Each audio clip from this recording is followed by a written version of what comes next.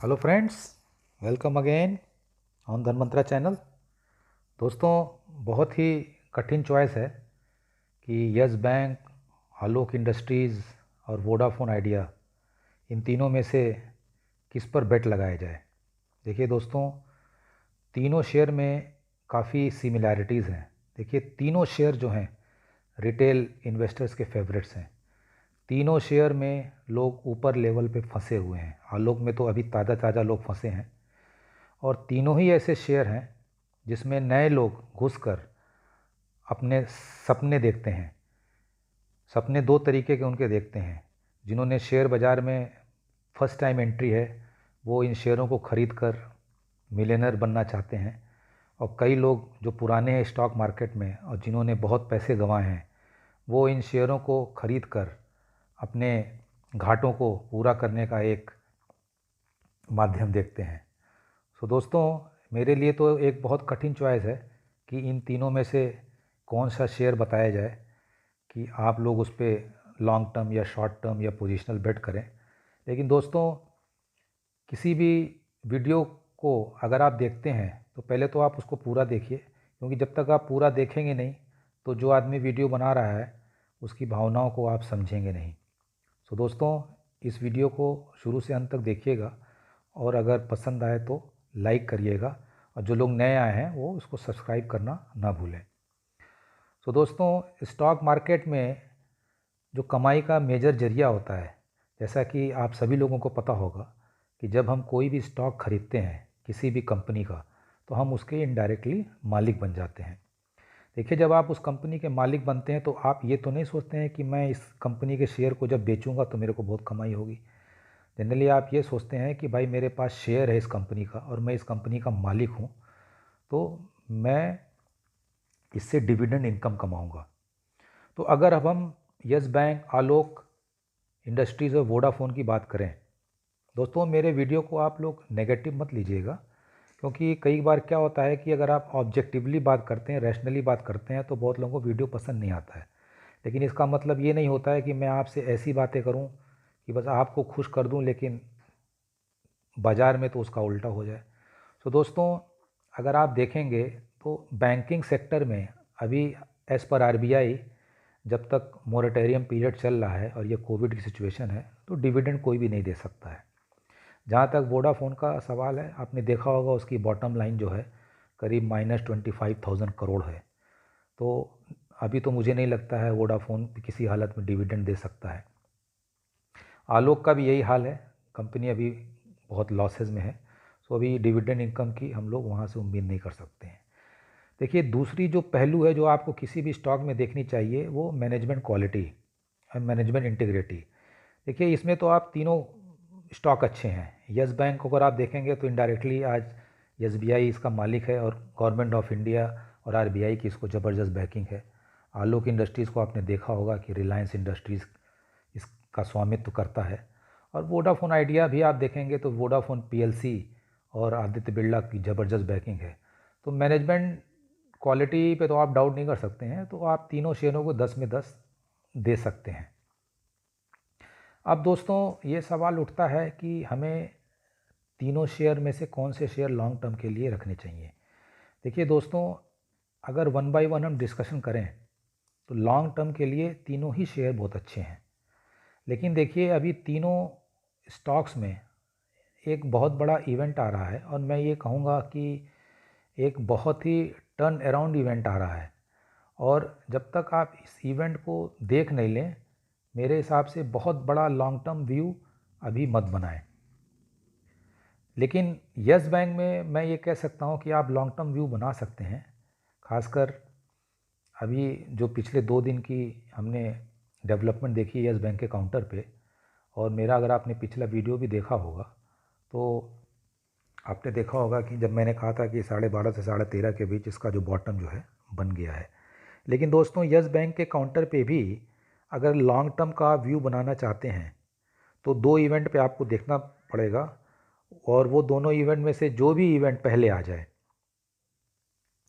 तो पहला इवेंट तो ये है कि यस बैंक 17 रुपये के ऊपर की क्लोजिंग दे और कम से कम 1 हफ्ता 10 दिन उस लेवल पे रहे, तो you can say that it has broken the threshold level for a long term investing.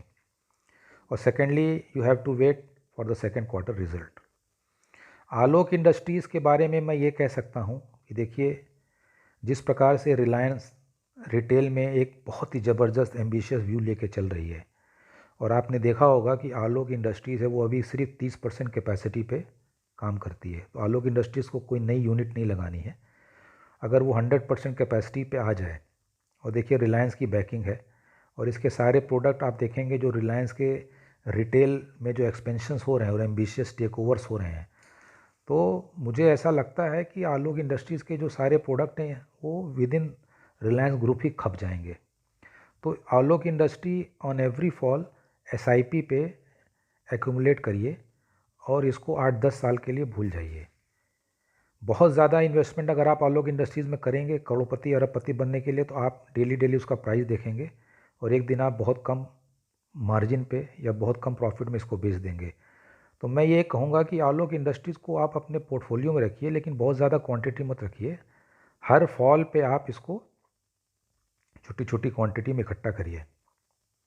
Vodafone idea के लिए देखिए, जो ये AGM आ रहा है 30 तारीख को, इस AGM में सारी पिक्चर क्लियर हो जाएगी, दूध का दूध और पानी का पानी हो जाएगा।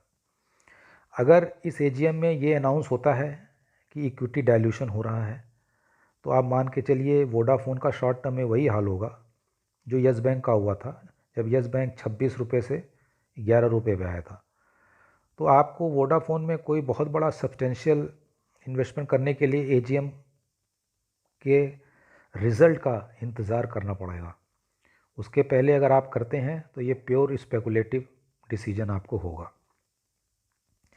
तो दोस्तों, अगर आप ये राय माने तो ये तीनों कंपनियां बहुत अच्छी हैं, बुरे वक्त से गुज़र रही हैं। यस बैंक का तो मैं ये कहूँगा कि बुरा वक्त जो है वो ऑलमोस्ट ख़त्म हो गया है और एक बॉटम भी बन गया है। तो यस बैंक को आप एक्यूमुलेट कर सकते हैं और एग्रेसिवली एक्यूमुलेट करेंगे 17 रुपये के ऊपर, और 24 रुपये के ऊपर Yes Bank will be in a very very bullish trend. Alok industry, जैसा कि मैंने अभी बताया है, with the backing of the Reliance, it's a very good pick. देखिए, अभी इनकी बैलेंस शीट में क्लीनिंग चल रही है, और अगर आप ये सोचें कि शॉर्ट टर्म में आपको फिर 60-70 रुपये आलोक इंडस्ट्रीज़ में आ जाएंगे, तो I think it will be A far fetched dreaming. आप आलोक इंडस्ट्रीज़ को हर फॉल में थोड़ा थोड़ा इकट्ठा करें और इस शेयर को 8 से 10 साल के लिए भूल जाएं। 10 साल बाद जब आप देखेंगे तो ये शेयर आपको बहुत ही अच्छी ऊंचाई पे दिखेगा। सिमिलरली वोडाफोन भी देखिए, AGM का वेट करिए, और इफ़ एवरीथिंग इज़ गुड, इन्हें कोई बहुत कम पैसे डेप्ट में, अगर कोई डेप्ट फाइनेंसिंग हो जाती है या इसमें कोई बहुत बड़ा इन्वेस्टर आ जाता है, देखिए बहुत बड़ा इन्वेस्टर भी आता है तो आपको ये देखना पड़ेगा कि इक्विटी डाइल्यूशन बहुत ज़्यादा नहीं हो। तो हमें वेट करना पड़ेगा इस बड़े इवेंट का। तो दोस्तों, मेरी राय में ये तीनों शेयर आपके पोर्टफोलियो में होने चाहिए, बट अगर आपने ये तीनों शेयर गलत समय खरीद लिए, then you will stuck for a very long time. The only share which I can say you can buy right now is Yes Bank, because I firmly believe कि Yes Bank में तो bottom बन गया है। Again I reiterate, Alok is a very very good long term bet under the aegis of Reliance Group, but you have to accumulate it in a very very small quantity in a SIP mode. Vodafone, देखिए इनकी pricing power तो है नहीं, तो Vodafone में I will keep my fingers crossed, in the sense that Vodafone का performance बहुत हद तक डिपेंड करेगा कि एयरटेल क्या कर रहा है या रिलायंस क्या कर रहा है। तो हमें काफ़ी चीज़ें देखनी पड़ेगी। अभी 5G और 4G में बहुत से पैसे लगेंगे, काफ़ी कैपिटल इंटेंसिव इंडस्ट्रीज़ है। तो वोडाफोन से तो अभी मैं फ़िलहाल आपको एनी लॉन्ग टर्म इन्वेस्टमेंट से दूर ही रहने को कहूँगा। And for short term speculation also you have to be very careful and you have to work in the market with strict stop losses. तो दोस्तों, मैं इस वीडियो को बहुत लंबा नहीं करूँगा, जिन लोगों ने मेरे वीडियो को सब्सक्राइब नहीं किया है वो कर लें। और दोस्तों, अगर आपको ये वीडियो पसंद आया हो, मैंने बहुत ही सिंपल भाषा में समझाने की कोशिश की है, तो लाइक ज़रूर करिएगा और बेल आइकॉन का बटन दबाना मत भूलिएगा, जिससे आपको जब भी कोई वीडियो आए। धन्यवाद।